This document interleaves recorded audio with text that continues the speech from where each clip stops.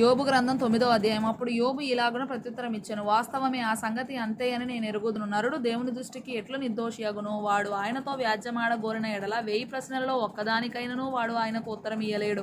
ఆయన మహావివేకి, అధిక బల సంపన్నుడు. ఆయనతో పోరాడ తెగించి హాని నొందని వాడెవడు? వాటికి తెలియకుండా పర్వతములను తీసివేయువాడు ఆయనే. ఉగ్రత కలిగి వాటిని బొర్లదోయువాడు ఆయనే. భూమిని దాని స్థలములో నుండి కదలించువాడు ఆయనే. దాని స్తంభములు అదరజేయువాడు ఆయనే. ఉదయింపవద్దని ఆయన సూర్యునికి ఆజ్ఞాపింపగా అతడు ఉదయింపడు. ఆయన నక్షత్రములను మరుగుపరచును. ఆయన ఒక్కడే ఆకాశ మండలమును విశాలపరచువాడు. సముద్ర తరంగముల మీద ఆయన నడుచుచున్నాడు. ఆయన స్వాతి, మృగశీర్షము, కృత్తిక అను వాటిని దక్షిణ నక్షత్ర రాసులను చేసినవాడు. ఎవడునూ తెలుసుకొనలేని మహత్తైన కార్యములను, లెక్కలేనని అద్భుత క్రియలను ఆయన చేయుచున్నాడు. ఇదిగో ఆయన నా సమీపముగా గడిచిపోవచ్చున్నాడు గాని నేను ఆయనను కనుగొనలేను. నా చేరువను పోవచ్చున్నాడు గాని ఆయన నాకు కనబడడు. ఆయన పట్టుకొని పోగా ఆయనను అడ్డగింపగలవాడెవడు? నీవేమి చేయుచున్నావని ఆయనను అడుగ తగిన వాడెవడు? దేవుని కోపము చల్లారదు. రాహాబు సహాయులు ఆయనకు లోబడుదురు. కావున ఆయనకు ప్రత్యుత్తరమిచ్చుటకు నేను ఎంతటి వాడను? ఆయనతో వాదించుచు సరి అయిన మాటలు పలుకుటకు నేను ఏపాటి వాడను? నేను నిర్దోషినై ఉండినను ఆయనకు ప్రత్యుత్తరము చెప్పజాలను. న్యాయకర్తయని ప్రతివాది నేను ఆయనను బతిమాలు కొనదగును. నేను మొరపెట్టినప్పుడు ఆయన నాకు ఉత్తరమిచ్చినను ఆయన నా మాట ఆలకించనని నేను నమ్మజాలను. ఆయన ఆలకింపగా పెనుగాలి చేత నన్ను నలుగగొట్టుచున్నాడు. నిర్నిమిత్తముగా నా గాయములను విస్తరింపజేయుచున్నాడు. ఆయన నన్ను ఊపిరి తీయనియ్యడు. చేదైన వాటిని నాకు తినిపించును. బలవంతుల శక్తిని గూర్చి వాదము కలుగగా నేనే ఉన్నానని ఆయన ఎనును. న్యాయవిధిని గూర్చి వాదము కలుగగా ప్రతివాదిగా నుండా తెగించువాడెవడని ఆయన ఎనును. నా వ్యాజ్యము న్యాయమైనను నా మాటలు నా మీద నేరము మోపును. నేను యథార్థవంతుడనైనను దోషి అని ఆయన అవి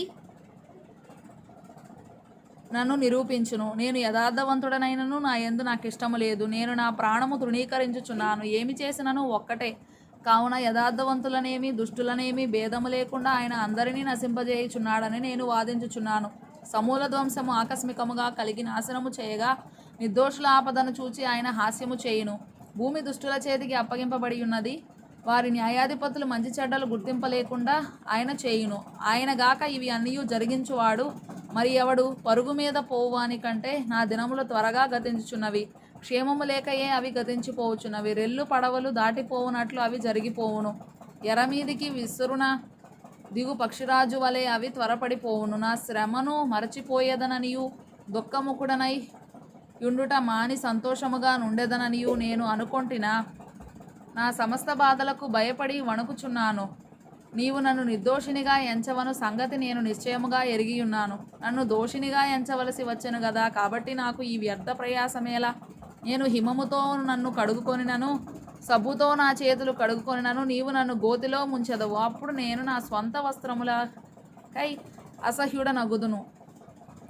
ఆయన నావలే నరుడు కాడు. నేను ఆయనతో వ్యాజ్యమాడజాలను. మేము కలిసి న్యాయ విమర్శకు పోలేము. మా ఇద్దరి మీద చెయ్యి ఉంచదగిన మధ్యవర్తి మాకు లేడు.